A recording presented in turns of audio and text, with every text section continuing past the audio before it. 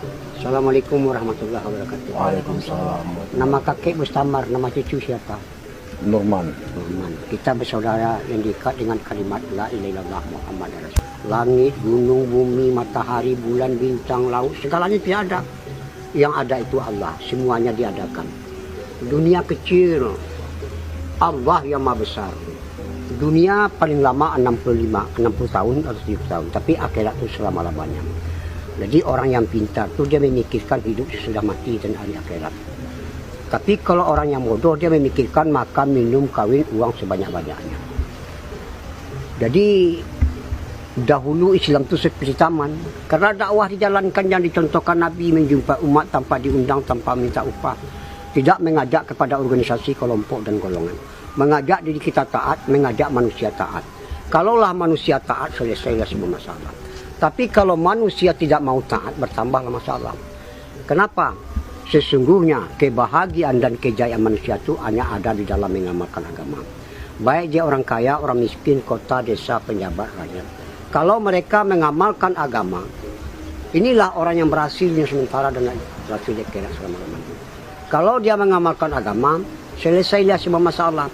Tapi kalau mereka tidak mau mengamalkan agama, bertambahlah masalah. Dan sekarang Islam itu sudah seperti hutan belantara. Kenapa? Karena dakwah sudah lama ditinggal. Banyak saudara kita sekarang mengaku Islam tapi nggak mau mendirikan sholat. Banyak wanita perempuan kita sekarang mengaku Islam tapi nggak mau tutup aurat. Satu rambut, satu dosa.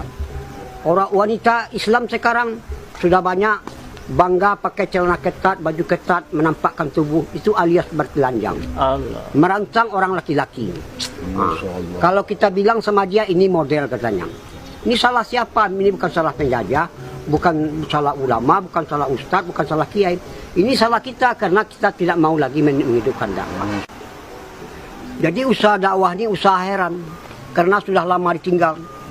Orang kalau belum ikut usaha dakwah, dia heran melihat orang dakwah. Apa kerja orang dakwah? Tapi kalau orang sudah ikut dakwah, dia heran melihat orang tidak mau dakwah. Tidak ada pekerjaan yang lebih besar dari pekerjaan dakwah. Kerja dakwah ini kerja Nabi. 124 Nabi dan Rasul kerjanya dakwah. Mengajak manusia taat kepada Allah. Ucapkanlah la ilaha illallah. Kamu akan sukses, kamu akan berjaya. Jadi hakikat la ilaha illallah taat kepada Allah. Barang siapa taat kepada Allah, dunia akan berkhidmat kepada Allah. Jadi barang siapa istiqomah dalam dakwah, penduduk langit dan penduduk bumi akan berkhidmat kepada mereka. Barang siapa istiqomah dalam dakwah, sorga akan rindu kepada mereka. Barang siapa istiqomah dalam dakwah, kalau dia mati nanti Allah yang akan mencabut nyawa. Ini hadis kudusi. Hadis kudusi. Jadi dakwah ini Masya Allah. Walaupun kita punya perusahaan 10 buah, 15 buah, 5 buah, itu nggak dipandang oleh Allah. Tapi kalau usaha dakwah ini sepagi sepetang kita di dalam Allah, lebih bagus daripada dunia dan keisinya. Ini kebesaran pahala dakwah. Jadi kerja-kerja dakwah ini kerjanya sedikit tapi hasilnya besar. Kalau kerja dunia, kerjanya berat, hasilnya sedikit. Istri kita kalau nggak diajak dakwah, dia pandangannya dunia. Pandangan dunia ini sifatnya menipu.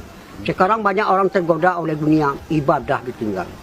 Padahal di dalam perintah ada kejayaan, ada kebahagiaan dan ada kebaikan. Jadi wanita ini dimuliakan oleh Allah 7 surat yang terpanjang di dalam Al-Quran An-Nisa. Maka itu Nabi menunjukkan surga itu di bawah telapak kaki ibu. Allah. Sebab sebuah Nabi dan Rasul dilahirkan dari wanita, yaitu ibu. Jadi wanita ini yang pertama menerima dakwah Nabi Rasulullah SAW, yang wanita Khadijah radhiyallahu anha. Yang pertama mati syahid juga wanita Sumayyah radhiyallahu anha. Jadi wanita ini diciptakan dari tulang bengkok kiri, tulang lemah. Jadi wanita ini nggak bisa dikerasin, dilemah lembutkan, disayang-sayang, dimanja-manja, disenang-senangi. Sebab di zaman sahabat, wanita ini tugasnya membina anak untuk agama dan melayani suami. Sekarang, Masya Allah, wanita ini kalau dikerasin patah dia. Allah. Jadi wanita ini tugasnya membina anak untuk agama dan melayani suami. Sekarang wanita sudah rosak di mana-mana. Sekarang wanita di pom bensin, di pasar-pasar, di swalayan, di mal-mal, di pabrik-pabrik, sampai sekarang wanita jadi TKW sekarang. Ngaku sayang sama istri, tapi justru istri disuruh sebagai penanggung jawab. Jadi penanggung jawab rumah tangga itu adalah laki-laki. Mari kita selamatkan wanita kita. Kalau kita selamatkan wanita kita, berarti kita baru orang kuat. Jadi disenangkan wanita kita. Selalu kita menafikan dunia ini. Allah Khalik, Allah Malik, Allah Razik, Allah Sami, Allah Basir, Allah Alim. La ilaha illallah.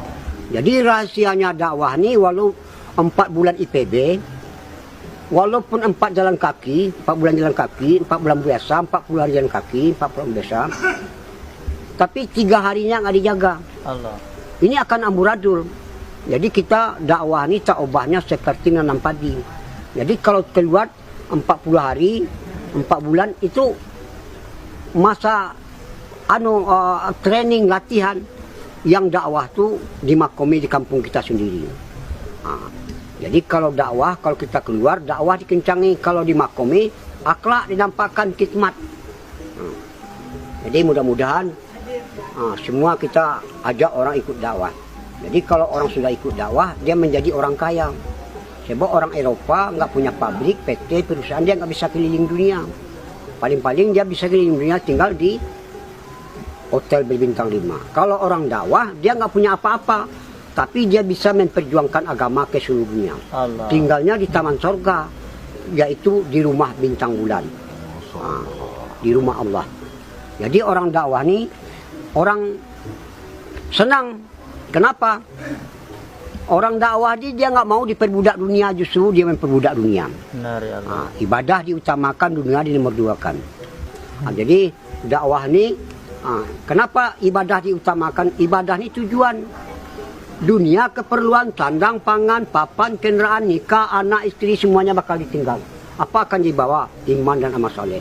Maka itu Allah berfirman, aku tidak melihat hartamu, aku melihat hati dan amalanmu. Nanti di surga aja banyak orang menyesal. Jadi orang dakwah ini orang jawara, jagoan. Dia nggak mau tahu siapa, mau tentara, ABRI, mau polisi, mau preman, apa saja lapisan masyarakat dia datangi, diajak supaya ikut usaha dakwah. Jadi kita, sebab dakwah ini tugasnya 3, ta'aruf, ta'aluf, targhib, dan taskin. Insya Allah kita semua ikut dalam usaha dakwah. Insya Allah. Kita tutup dengan doa para majelis. Subhanallah wa bihamdihi. Assalamualaikum warahmatullahi wabarakatuh.